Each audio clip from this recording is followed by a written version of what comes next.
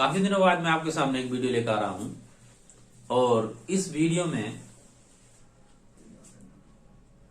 द्विघातीय समीकरण को पूर्ण वर्ग बना के हल करने की हम बात करेंगे, क्योंकि एक ऐसा टॉपिक है द्विघातीय समीकरण का जो आपके लिए बहुत ही इंपॉर्टेंट है, क्योंकि आपके एग्जाम थोड़े निकट हैं और लगभग इसके बाद हम एक वीडियो और आपके लिए लेकर आएंगे जिसमें 3 महीने के अंदर आप अच्छी तैयारी कैसे कर सकते हैं। 70% मार्क्स लाने के 80% मार्क्स लाएंगे, अच्छे ज्यादा नंबर, जितने जो मेहनत करेगा 90% मार्क्स ला सकते हैं। जितनी आप मेहनत करेंगे उतने ज्यादा नंबर आएंगे 3 महीने के अंदर।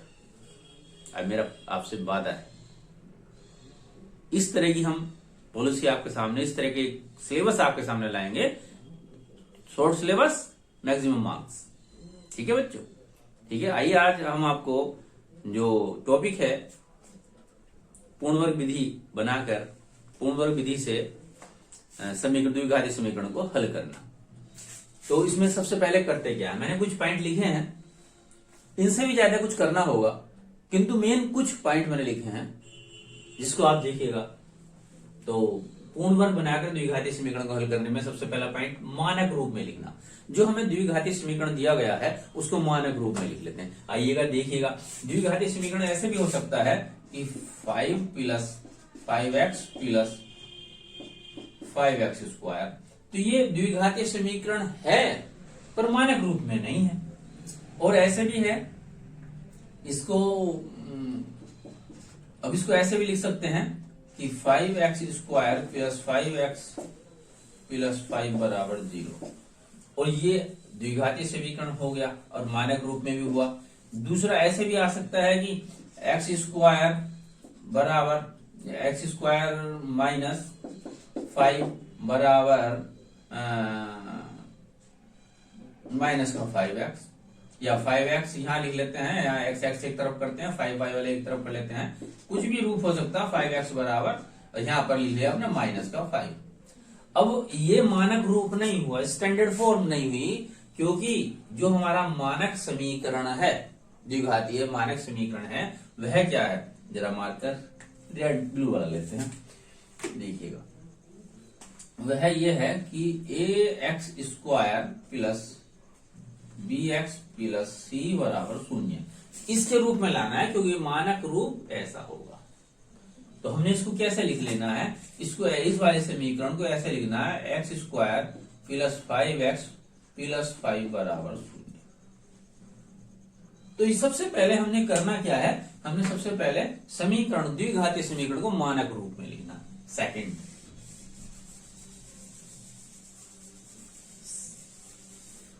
वर्ग क्या करना है, सेकंड वर्ग ये करना है, जो x² का गुणांक है, कोफिशिएंट ऑफ x², x² का गुणांक जो है, उससे पूरे समीकरण को डिवाइड कर देना है, भाग दे देनी है।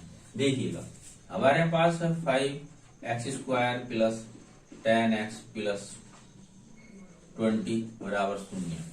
कोई इस तरह का इक्वेशन है, इस तरह का द्विघातीय समीकरण है, तो हमने इसको 5 से भाग करनी है। सारे समीकरणों 5x² / 5 + 10x / 5 + 20/5। ये आपने कर दिया। जो कटता है काट दीजिए, नहीं कटता है तो कोई बात नहीं। x² + 2x + 4 कटता है, ठीक है, नहीं कटता कोई बात नहीं। चलिए ये भी कीजिए आपने। फिर तीसरा है, x² को भाग देने के बाद में जो हमारे पास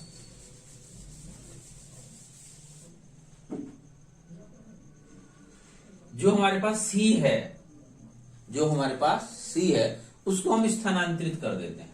ठीक है, तो एक समीकरण में लिख कर दिखाता हूं, उसको मैं उसके द्वारा आपको मैं सोल्व करके दिखाऊंगा कि आखिरकार किस तरह से हम इसको सोल्व कर सकते हैं। देखिएगा, 2x² + 10x +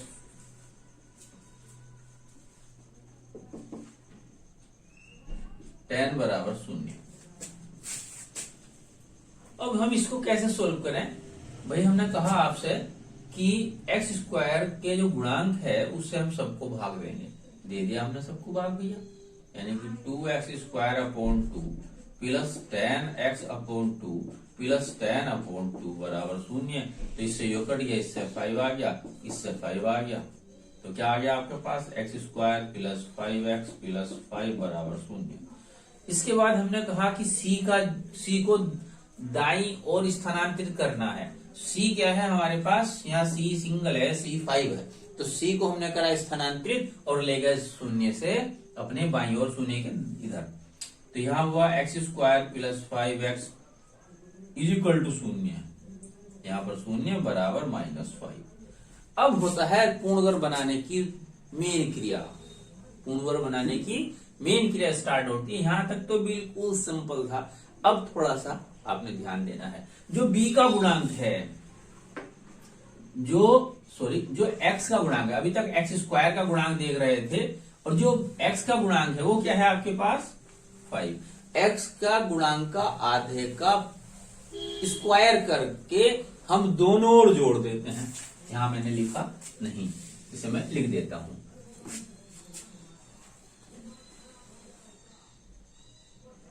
x के गुणांक का आधा करके आधे का वर्ग करके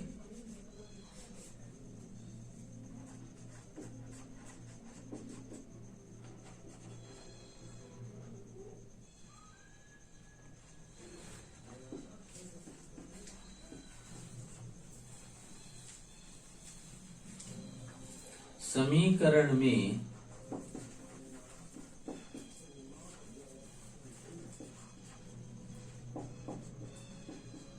दोनों ओर जोड़ देते हैं। तो हम इसका आधे का वर्ग, क्या आधा कितना होगा देखिएगा, x² प्लस 5x और प्लस 5/2 का स्क्वायर बराबर -5 प्लस 5/2, इसका आधा करा ना, आधे का वर्ग आधा कर दिया, यानी कि 1/2 से इसकी हमने मल्टीप्लाई कर दी, 1/2 से इसकी गुणा कर दी, और फिर हमने उसका स्क्वायर कर दिया, स्क्वायर करके जोड़ दिया दोनों ओर। हम ये काम करने के लिए मैंने डायरेक्ट किया, आप डायरेक्ट नहीं करना। आपने करना क्या है, जो x का गुणांक है, यहाँ x का गुणांक लिख लेंगे, x का रफ काम बता रहा हूं, x का गुणांक, x का गुणांक क्या होगा आपके पास 5, इसका आधा करना 2, इसका वर्ग कर, अब लिखो वर्ग, वर्ग करोगे 5/2 का स्क्वायर। बहुत सिंपल। अब यहाँ जो हो गया करने बाद में हमारे पास आइडेंटिटी आ गई, हमारे पास सर्वसम्मिका आ गई है कोई सी। हम यहाँ इतने हिस्से को सर्वसम्मिका के रूप में देखना चाहते हैं। अगर हमारे पास है पहली संख्या का स्क्वायर जमा दूसरी संख्या का स्क्वायर, दूसरी संख्या का है 5/5×5 ये भी लिखा है ना, अभी से खोल के लिख लेता हूं मैं यहाँ तुम्हारे सामने, 25/4, और दोनों की गुणा का दुगुना। अब हाँ, यहाँ तो खाली 5x है, दुगुना कैसे होगा देखिएगा, यानी कि पहली संख्या का स्क्वायर और फिर दूसरी संख्या का स्क्वायर,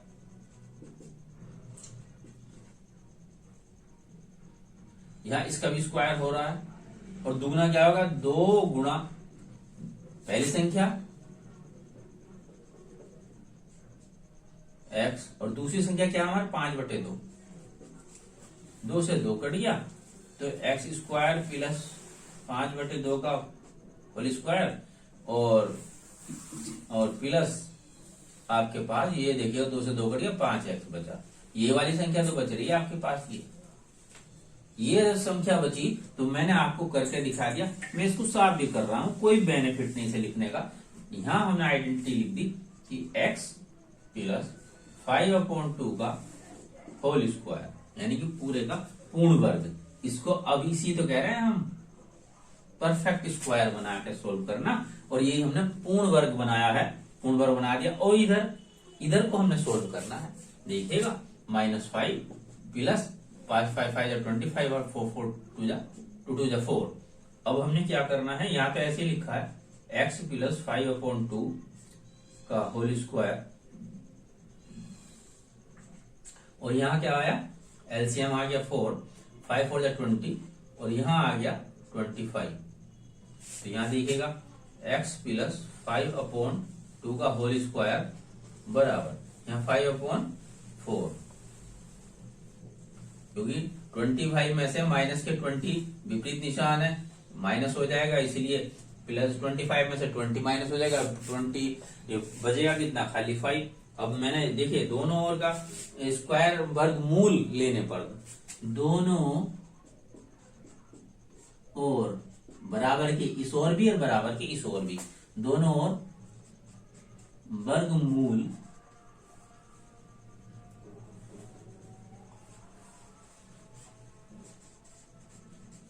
लेने पर, दोनों ओर का वर्गमूल ले लिया हमने, ठीक है भैया। अब वर्गमूल जो लिया है तो हमने क्या किया, इसके ये मैं थोड़ा सा इसको ऊपर लेके चल रहा हूं, यहां ध्यान देना आप, है ना।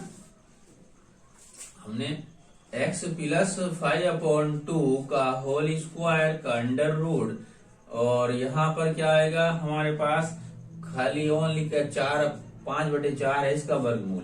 तो यहाँ जब वर्गमूल लिया तो हमारे पास x प्लस 5/2 और ये ऐसा आएगा ब्रैकेट, और यहाँ आएगा √5/2। 4 का निकाल लिया, वर्गमूल निकाला, 4 का स्क्वायर रूट निकाला, तो 4 का आ गया 2।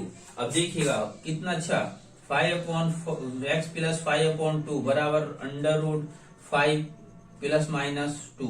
ये प्लस माइनस इसलिए क्योंकि हम जब किसी संख्या का स्क्वायर रूट निकालते हैं, वर्गमूल निकालते हैं, तो उसको दोनों ही उसके निशान आते हैं, प्लस का भी आता है माइनस का आता है। प्लस का निशान आएगा तो प्लस का देखिएगा, अब इसमें से मैंने 2 निकाला है, 2 क्या होगा, 2 2 4, प्लस का भी हमने 2 मल्टीप्लाई, प्लस के 2 की मल्टीप्लाई तो 4 आ गया, और माइनस के 2 की और माइनस के 2 की मल्टीप्लाई तो भी 4 आ गया। तो हमें ये नहीं पता कि प्लस का है या माइनस का, इसलिए दोनों निशान लगाते हैं, प्लस भी और माइनस भी। हटाते हैं इसको और चलते हैं आगे। तो x बराबर प्लस माइनस 5/2, और ये इधर ले गए तो माइनस का 5/2, और यहाँ क्या करा हमने, एलसीएम आ गया 2, और यहाँ क्या करा आपने देखेगा plus minus under root 5 minus 5/2, ये आंसर आ सकता है। और इस आंसर को हम ऐसे भी लिख सकते हैं, इस आंसर को हम ऐसे भी लिख सकते हैं कि -5 को शुरू में लिखा, फिर बाद में प्लस माइनस लिखा, अंडर रूट 5 लगाया, और ये लग गया आपने 2। ये दोनों में कोई अंतर नहीं है, इसे यहाँ बराबर मत करिए, यहाँ या लिखिएगा। तो आपकी समझ में इस वाले एग्जाम्पल से बेहतर समझ में आया होगा कि किस तरह से हम किसी द्विघातीय समीकरण को पूर्ण वर्ग बना सकते हैं और उसका कैसे हल कर सकते हैं। एक एनसीईआरटी से एक सवाल आपको मैं करके दिखाता हूं। अभी एनसीईआरटी से एक एग्जाम्पल ले रहे हैं। इससे पहले आप ये काम कीजिए, इसको नोट कीजिए या इसका एक स्क्रीनशॉट ले लीजिएगा। जब आप स्क्रीनशॉट लेंगे तो आप क्या करेंगे, इसको स्क्रीनशॉट के जरिए आप अपने मोबाइल में बार बार रिपीट एंड रिपीट अगेन, आगे पीछे नहीं करेंगे वीडियो की, एक बार में स्क्रीनशॉट लेंगे तो आपको पता चल जाएगा सारा लिखा क्या है। आप स्क्रीनशॉट लीजिए और इसको फिर आप आराम से कर लीजिए। चलिए आइए एक एनसीईआरटी का क्वेश्चन करते हैं, फिर उसके बाद इस चैप्टर इस टॉपिक को हम बंद करेंगे। आइए इसे मैं रफ कर रहा हूं।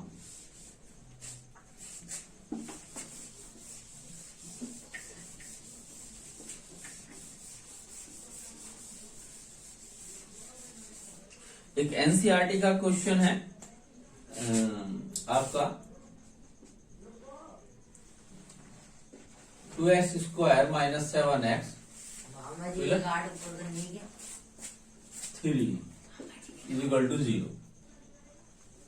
तो इसमें सबसे पहले मैंने कहा था कि आपको की मानक रूप में लिखना है। ये दिया हुआ जो द्विघातीय इक्वेशन है, द्विघातीय समीकरण ऑलरेडी आपको मानक रूप में लिखा हुआ मिल रहा है। सेकंड क्या है, x के गुणांक से भाग देना है। आइए देखकर एकदम भाग देते हैं इसको कि 2x² माइनस 7x प्लस 3 = 0। इससे सब x² का गुणांक क्या है, 2 से इसे डिवाइड करा, 2 से इसे डिवाइड करा, 2 से इसे डिवाइड कर दिया। अब क्या आया आपके पास, हमने काट दो, अगर काटना है तो, नहीं कटता कोई बात नहीं, काट दिया।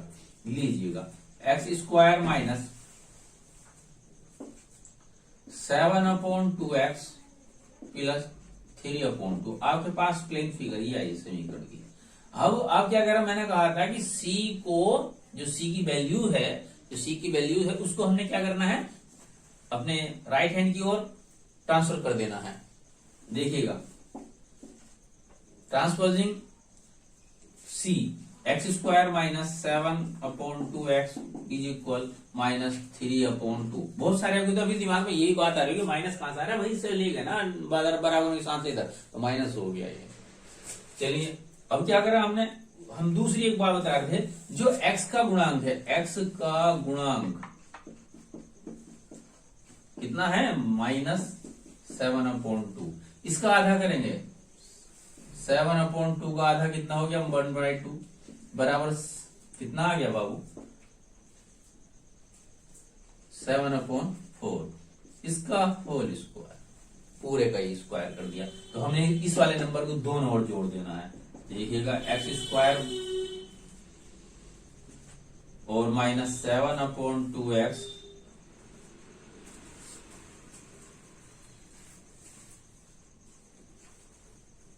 प्लस 7/4 का होल स्क्वायर बराबर -3/2 प्लस 7/4 का होल स्क्वायर। तो अब आपका ये मैं इसको हटा रहा हूं। अब देखिएगा क्या होना है कि एक्स स्क्वायर पहली संख्या का स्क्वायर, फिर दूसरी संख्या का दुगुने का स्क्वायर, फिर दूसरी संख्या का स्क्वायर, फिर दोनों संख्याओं के गुणा का दुगुना, ये हमारा है ये वाला। तो x माइनस, क्योंकि यहाँ माइनस का निशान है, और यहाँ पर हो गया 7/4। ये आइडेंटिटी आपकी अगर अच्छी आइडेंटिटी पर पकड़ अच्छी है, सर्व समीकरण को अच्छी तरीके से आप समझते हैं, देखते हैं, बालते हैं, पहचानते हैं, तो आप मैं निश्चित तौर से कह सकता हूं कि आप द्विघातीय समीकरण जो है ये पूर्ण वर्ग बनाकर द्विघातीय समीकरण हल करना आप डेफिनेटली कर सकते हैं। और आपको आइडेंटिटी नहीं पता तो बच गया डमरू भैया, फिर कुछ नहीं होने का। क्यों नहीं होने का? वो इसलिए नहीं होने का कि आपको पूर्व कक्षा का ज्ञान है वो नहीं है। बहुत सारे स्टूडेंट होते हैं जिन्हें पूर्व कक्षा का ज्ञान नहीं होता, किंतु अफसोस और डर और भय के कारण वे जिस कक्षा में उस कक्षा में अपने टीचर से मन की बात नहीं कह सकते कि सर हमें पता ही नहीं। अगर आप कहेंगे कि सर हमें पता ही नहीं, तो ऐसा हो नहीं सकता कि सर आपको आइडेंटिटी या सर्व समीकरण, एक ही शब्द है, एक ही चीज है, आइडेंटिटी वही होती है, सर्व समीकरण भी होती है, ऐसा हो नहीं सकता सर ना समझाएं, आपको ना बताएं। किंतु आप कहते नहीं, कहिए, बार बार कहिए।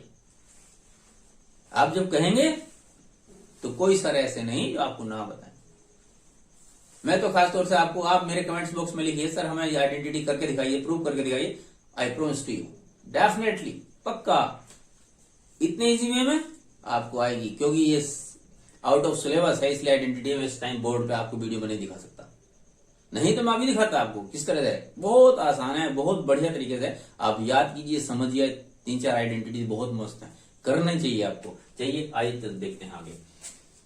ये इसको हमने सोल्व कर लिया, -3/2 प्लस 7×7 = 49 और 4×4 = 16, तो -3/2 प्लस, और यहां इसको हम एलसीएम ले सकते हैं एक स्टेप बढ़ाने की अपेक्षा। लो हमने इसका एलसीएम ले लिया 16, 2 8 = 6, 2 8 16, 8 3 24 प्लस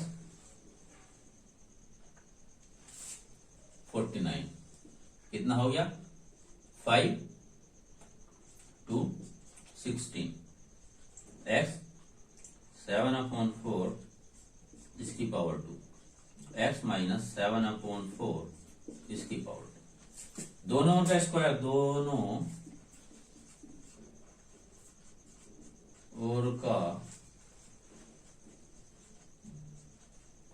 वर्गमूल लेने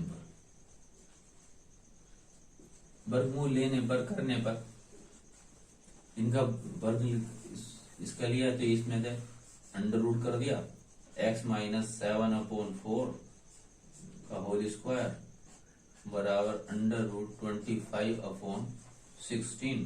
तो यहां से तो आ गया x - 7/4 और यहां से आ गया 5/4। थोड़ा सा इधर चलते हैं, ये जो आपने इसका स्क्रीनशॉट ले लिया होगा, इसको ही हम जो है एक बार साफ कर रहे हैं, लीजिए। अब आपका ये है x माइनस, तो हम इस वाले नंबर को फिर इधर लाएंगे तो प्लस हो जाएगा। देखिएगा क्या हुआ, x is equal 5/4 plus 7/4, LCM आ गया 4। आपका ये जो नंबर है ये प्लस माइनस है, तो एक बार हमने जब धनात्मक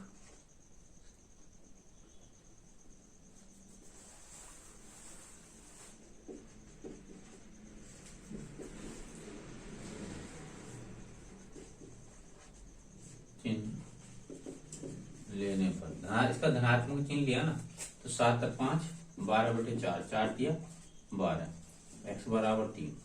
अब लिखा ऋणात्मक वर्गमूल वाली संख्या ना, उसके वर्गमूल वाली जो संख्या हमने वर्गमूल लिया था इसका 25/16, तो 5/4 आया तो प्लस माइनस आया, तो इसका आपका ऋणात्मक चिन्ह ले लेते हैं।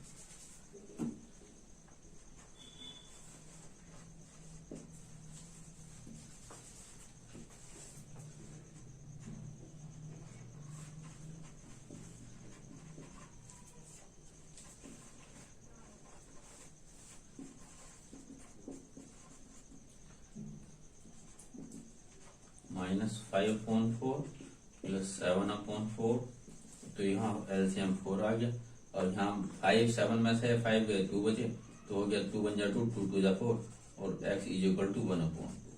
तो आपके दो हल है इसके, दो x का, एक 2 और एक 1/2।